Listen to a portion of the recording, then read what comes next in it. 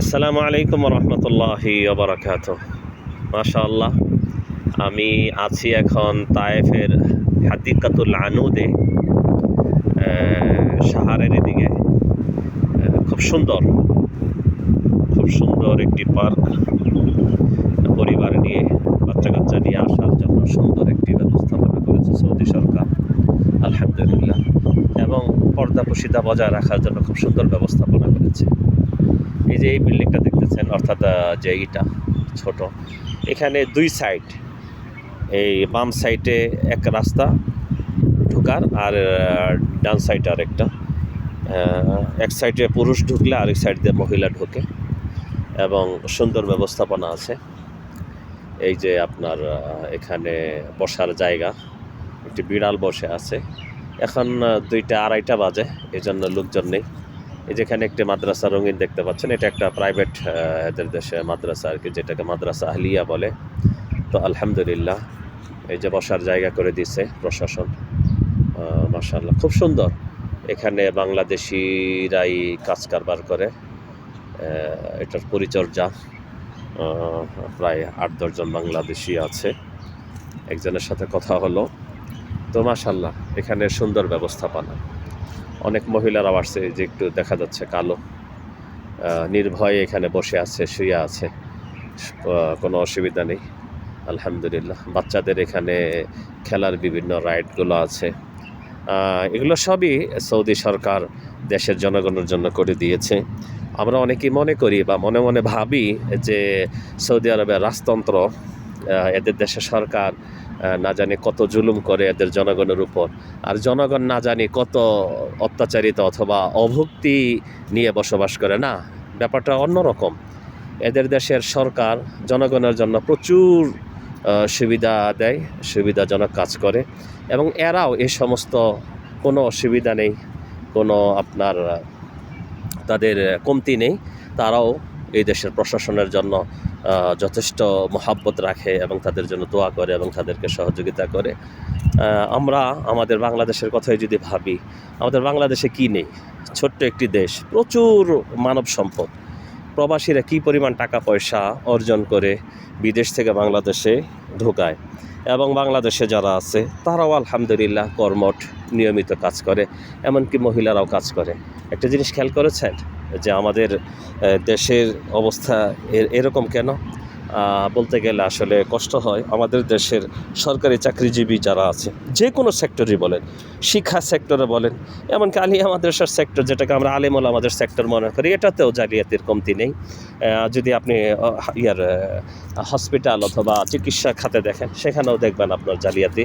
এই যে দেখেন আলহামদুলিল্লাহ, এখানে বিভিন্ন রাইডারগুলো আছে, বাচ্চারা এখানে আসে, এখানে খেলাধুলা করে, সম্পূর্ণ ফ্রি, সম্পূর্ণ ফ্রি। এবং এটা অনেক লম্বা, অনেক লম্বা। রৌদ্র উঠেছে, একটু আগে বললাম যে 2:30 বাজে। এখানে মাশাআল্লাহ, এই যে এখানে আসছে একজন ফ্যামিলি, তারা খাওয়া দাওয়া সারবে, গাড়ি থামিয়ে।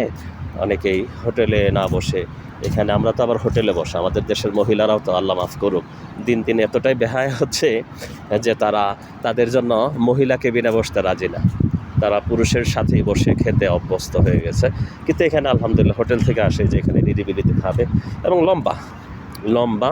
তো যে কথা বলতেছিলাম, যে আমাদের দেশের সরকারি আমলারা, কর্মচারীরা, মন্ত্রী মিনিস্টাররা, চেয়ারম্যান, মেম্বার, অর্থাৎ যার যেখানে একটু চুরি করার অথবা আত্মসাৎ করার সুযোগ আছে, কেউ বাদ যায় না, কেউ বাদ যায় না। হ্যাঁ, তারা বিভিন্নভাবে এটাকে নিজে নিজেই হালাল ফতুয়া দিয়েই মনে হয় তারা এটাকে আত্মসাৎ করাটাকে নিজের একটা হক মনে করে। আর এই সমস্ত সরকারি চাকরিজীবী, আমলা, এবং বিশেষ করে যারা মন্ত্রী, মিনিস্টার, এমপি আছে, চেয়ারম্যান, মেম্বার আছে, এদের আত্মীয় স্বজন, পরিবার পরিজন যারা আছে, যদি এক সময় তারা তওবা করে ভালো হয়ে যায়, কিন্তু জনগণের এই হকগুলো যে খায়, এই জন্য তারা তাদের পরিবারকে মানে সেভাবে তারা করতে পারে না। আর পরিবারের এরাও কখনো তাদের সেই পিতা বলেন অথবা আত্মীয় স্বজন বলেন, তাদেরকে যে বলবে যে না আপনি এটা কেন করলেন, হ্যাঁ এটা করবেন না ইত্যাদি, আমাদেরকে হারাম খাওয়াতে হবে না ইত্যাদি, তারা এটাই করবেন। আরেকটা বিষয় খেয়াল করেছেন, দেখেন আলহামদুলিল্লাহ, আমরা তো অনেক কিছু বলতে পারি, এদের দেশের অবস্থা দেখেন। এখানে একটা পার্ক, এই পার্কের মাঝেও মানুষজন আসছে মসজিদে সালাত আদায় করে। আমরাও আসছি, আমি সপরিবারে এখানে আসতাম মাঝে মাঝে। এই যে দেখেন, এই যে একটা ভাসমান একটা করছে, এবং বিশেষ করে যখন সন্ধ্যা হবে, সন্ধ্যাবেলায় লোকজন বাড়বে, এই যে আপনার এখানে যে বক্সগুলো দেখতেছেন, বক্সগুলোর সাথে হ্যান্ডেল দেওয়া আছে। এই হ্যান্ডেলগুলো ঘুরিয়ে এটাকে ওই যে জায়নামাজ আছে এটার ভিতরে ঢুকিয়ে রেখেছে সারাদিন, যাতে বৃষ্টি বাদলে রোদ্রে নষ্ট না হয়। এবং বিকালবেলা যখন আসবে এই হ্যান্ডেল ঘুরিয়ে এটাকে লম্বা করে আপনার এই যে জায়নামাজগুলোকে বিছিয়ে দিবে, এবং এখানে মাশাআল্লাহ বিশাল বড় বড় জামাতে লোকজন সালাত আদায় করবে।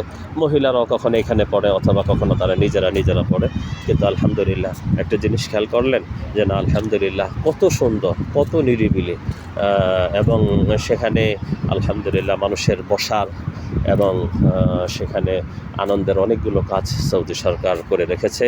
আমরা আমাদের দেশের জন্য দোয়া করি আল্লাহ রাব্বুল আলামিন, বিশেষ করে আমাদের দেশের যে সমস্ত আমলাগুলো রয়েছে, চোর এবং আত্মসাৎকারী এবং জনগণের সম্পদ তারা আত্মসাৎ করেই তারা নিজেদের সম্পদের পাহাড় করে, আল্লাহ তাদেরকে হেদায়েত দান করুন। নির্বাচন হচ্ছে, দেখা যাক পরবর্তী সরকার কতদূর কী করে। না আগের মতোই আমাদের কপালে এরকম থাকে।